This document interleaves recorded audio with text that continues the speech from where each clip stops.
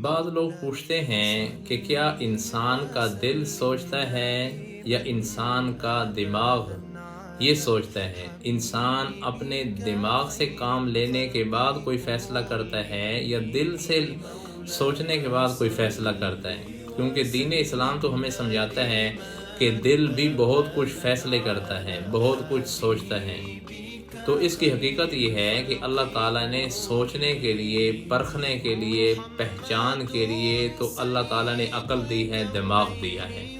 اسی عقل اور دماغ کے ذریعے سے ہم بہت ساری چیزوں کا علم حاصل کرتے ہیں اور ہمیں معلوم ہو جاتا ہے کہ یہ چیز ہمارے حق میں صحیح ہے، یہ چیز ہمارے حق میں غلط ہے۔ لیکن جو قوت فیصلہ ہے وہ اللہ تعالیٰ نے دل میں رکھا ہے، کیونکہ دل ہی وہ مرکز ہے جہاں انسان کا ایمان ٹھہرتا ہے، جہاں اللہ کی محبت ٹھہرتی ہے۔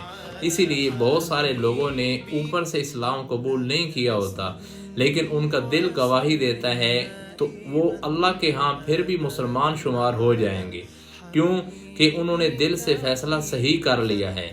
تو دل انسان کا فیصلہ کرتا ہے، دماغ انسان کا سوچتا ہے، نئی معلومات دیتا ہے۔ لیکن اتنا فرق ضرور ہے کہ دل کے اندر سے اٹھنے والی چند خواہشات ایسی ہیں جو ہر انسان کے اندر برابر ہیں، ہر انسان میں کامن ہیں۔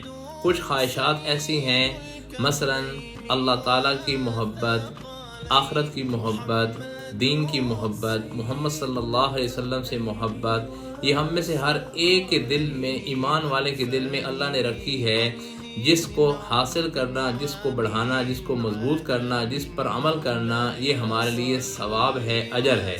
اور بہت ساری خواہشات دل کے اندر برابر ہیں، کامن ہیں۔ وہ کیا؟ لوگوں کے بارے میں کینہ، حسد، اپنے بارے میں فخر، تکبر، خود پسندی، دنیا کی محبت، مال کی محبت، یہ ایسی خواہشات ہیں جو ہر انسان کے اندر برابر ہیں، کامن ہیں۔ یہ خواہشات بھی دل سے اٹھتی ہیں، لیکن فیصلہ دل ہی لیتا ہے۔ دماغ انسان کو پہچان کرواتا ہے کہ تیرے حق میں حسد بہتر نہیں ہے، یہ غلط ہے، تمہیں نقصان ہو سکتا ہے، تیرے حق میں لوگوں کے ساتھ خوش رہنا ہے۔ دماغ، عقل انسان کو سکھاتی ہے کہ تیرے حق میں تکبر درست نہیں ہے، تیرے حق میں عاجزی درست ہے۔